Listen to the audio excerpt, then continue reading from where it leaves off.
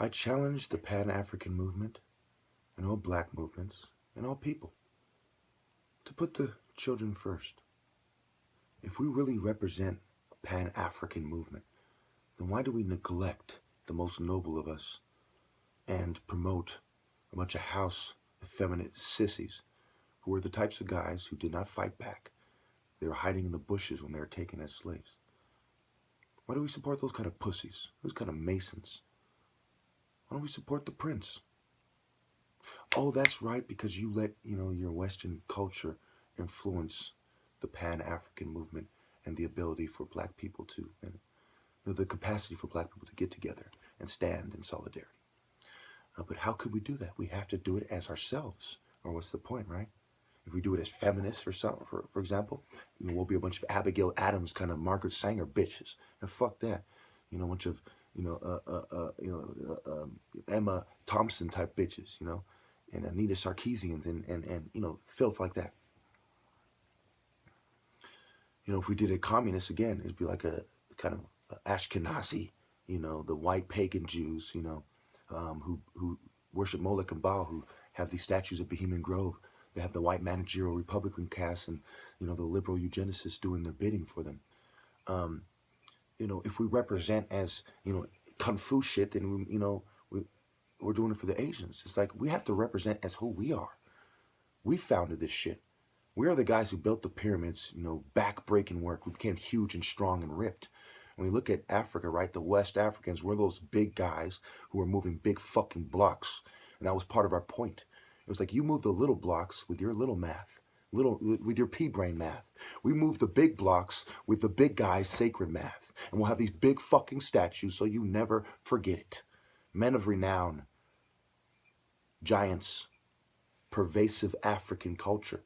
Did the pharaoh say, hey, I'm an atheist bitch, like these pagan dogs, or these like these atheistic dogs who are teamed up with these pagan dogs? Or did he say, why did you do this to me? Why didn't you tell me she was your wife? Automatically, even the pharaoh knew that there's a moral code from God that you follow. And you see the sexual immorality that some of these people cause the Jews to fall into. And of course, who are doing that? A bunch of Ashkenazis and stuff. They're the porn stars. They own the porno industry, right? I mean, you know them by their works. Who are the humble guys with their heads down being forced to do the will of a bunch of sickos? And who are the sickos that own everything? Who are the rich men who are going to struggle to get to heaven? And who are the African Jews? The Afro-Asiatic Jews, rather. I mean, Swahili is an Afro-Asiatic dialect. Not fucking Latin, not French. You couldn't even talk to us. White people are like, speak English. Yeah, we're saying speak Afro-Asiatic. When you communicate religion to us, it's kind of more important than, grammar and white social norms. So speak Afro-Asiatic, motherfucker. From now on, I am going to communicate in an African way. I predict mental health will give me a hard time. And they will say that he's doing things in a way that display symptoms of his mental illness that triggers a mental illness in others. The same exact argument the biological psychiatrists, Franz Coleman, Donald Ewan Cameron, all the eugenicists, the MK Ultra guys, all these guys have been making for a long time. Samuel L. Cartwright with the drapetomania, right? The same argument. If you deviate from white culture and the auspices of the white man, you must be mentally ill. Why would you prefer another culture or lifestyle, especially a jungle one, to ours? So it's like the rule of law, the white man's law that killed Jesus versus the rule of the jungle where Jesus wandered around, in the wilderness. That's where he got his laws. So it goes back to the Masonic argument. Innocent till proven guilty, right, in the court of law. How is that applied to religion, right? Don't condemn homosexuals if you can't prove the Bible is true. This is an American philosophy that they're pushing. So when you wave the flag, you are agreeing with them whether you see it or not. You're saying, you're not waving a Christian flag, you're waving the American philosophy that we apply in our court system, the state, So you know, a lot of people are in this world. Their kingdom is of this world. Okay.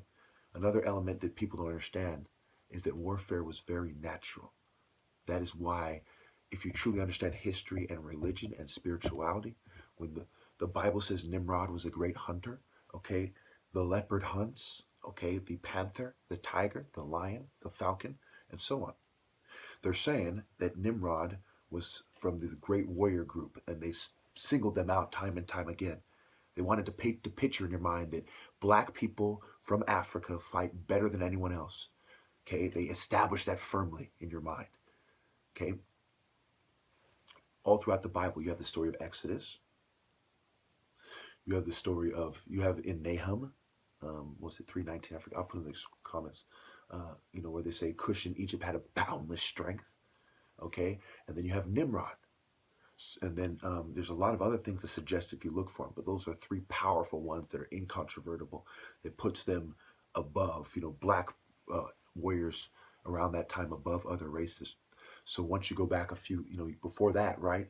You see, hey, there is no before that.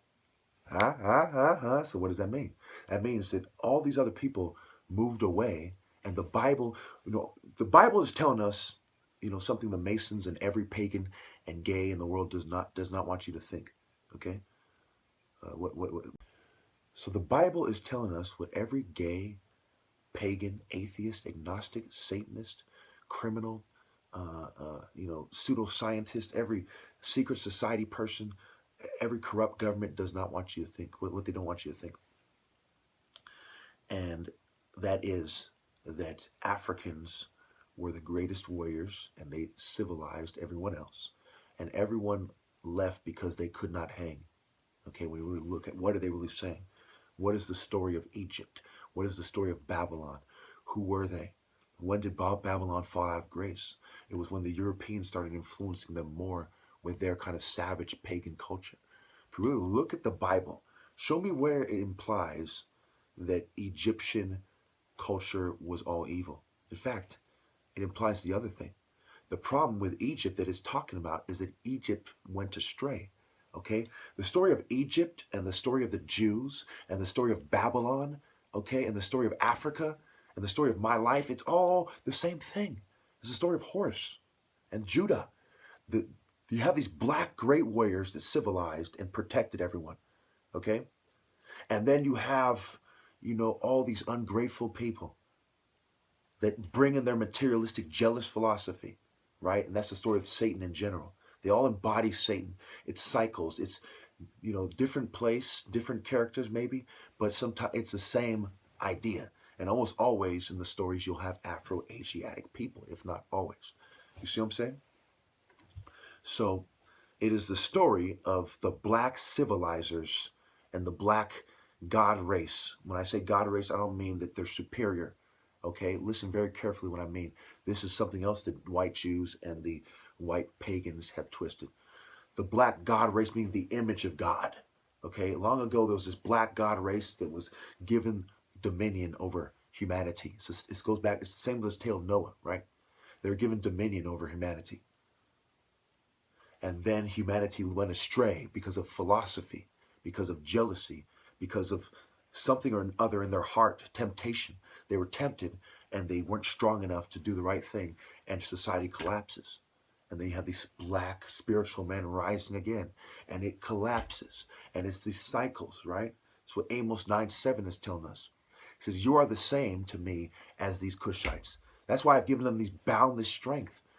King Solomon, 200 wives and 600 concubines or something. Where do you think those kids went? So when you see the descendants of the Jews expressing themselves, you know which one is which by their works. That was the message of Jesus. So when you look at the message of Babylon, who founded Babylon? Nimrod founded Babylon. Okay? What did they say? Babylon the Great has fallen. It has fallen and become the den of what happened? The philosophy came into there. What is Masonry concerned with? Science and philosophy. Studying how Satanism destroys families and humanity and then rises again. They believe their part in the world, in the universe, is to destroy humanity. which is specifically the Afro-Asiatic philosophy of selflessness and sacrifice. Now, I'm not saying all black people are good and everyone else is evil. In fact, these temples started off, people started off as Africans with different temples. Those temples represent schools of thought, okay? Schools of thought. Now, some people had family members from different temples. There's the temporal lobe in the brain. Temporal lobe in the brain. Okay? The temple, the temporal, the temple. Okay? There's genetic components, mind, body, and soul. That's why they talk about the pineal gland. Why? Because they're connecting the mind, body, and soul. So, of course, the mind, body, and soul of a great warrior is superior to one who's not so great. Would you want to go into battle with a great sword that has been tested or a flimsy fucking stick? You know? It doesn't take a genius. Would you want to go into battle with a tree trunk or a perfectly balanced, forged samurai sword? You know? It doesn't take a genius to figure out why the samurai sword was the perfect killing machine. Because of surgical strikes from a longer distance. And its ability to cover that distance quickly and surgically. Like a brain surgeon's son that does 15 hits in 1.2 seconds with gloves on from his boxing range, which, as you can see, is at least twice the trapping range of a Wing Chun guy. So they would have to do 30 hits with gloves on in 1.2 seconds with karate gloves on from their trapping range.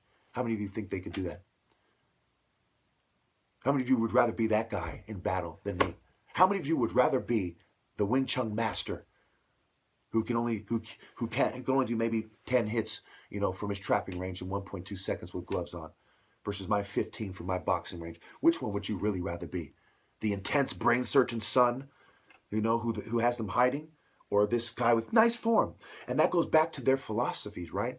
The Temple of Set and Apep and Bes and Tot, okay, and people who think like Neptus. These people represent these different thoughts, you know, and the stories of gods.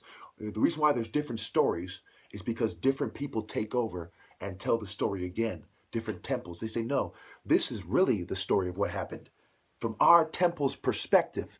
These are different perspectives and schools of thought, and there's only one true version. You know, there's only one truth. That's why Jesus said, I am the truth. I am the light.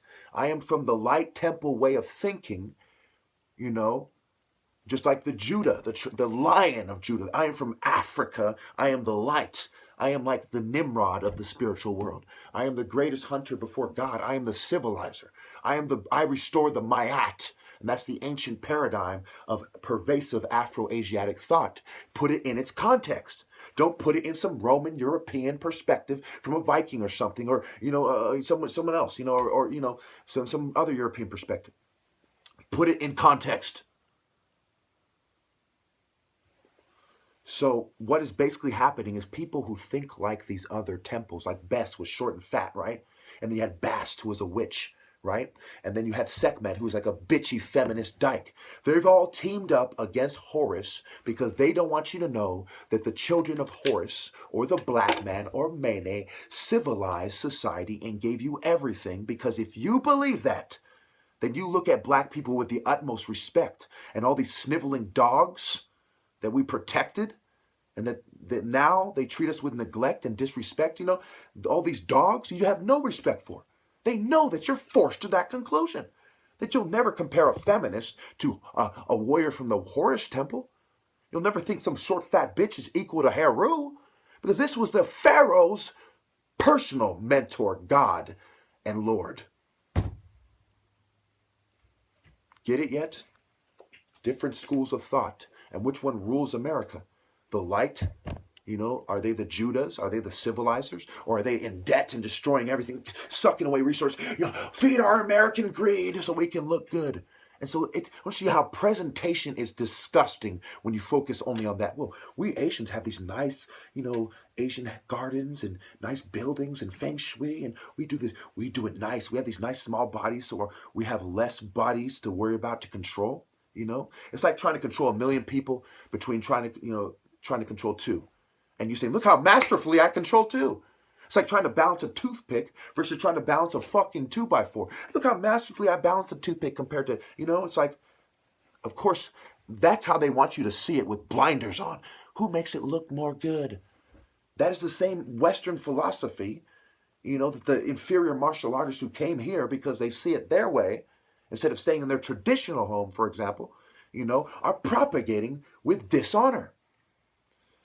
And perhaps if they had stayed true, they might have had a chance to actually put up a good fight, maybe score 5 points on me or something. But because they have no honor and their philosophy and spirit is weaker as a result, they lack the adherence to the sacred morality and the principles. If you don't adhere to the principles, then you will lose to those who do. That's why I'm the top and you are hand-me-down, Johnny-come-lately, less than fools type of fools. Thank you.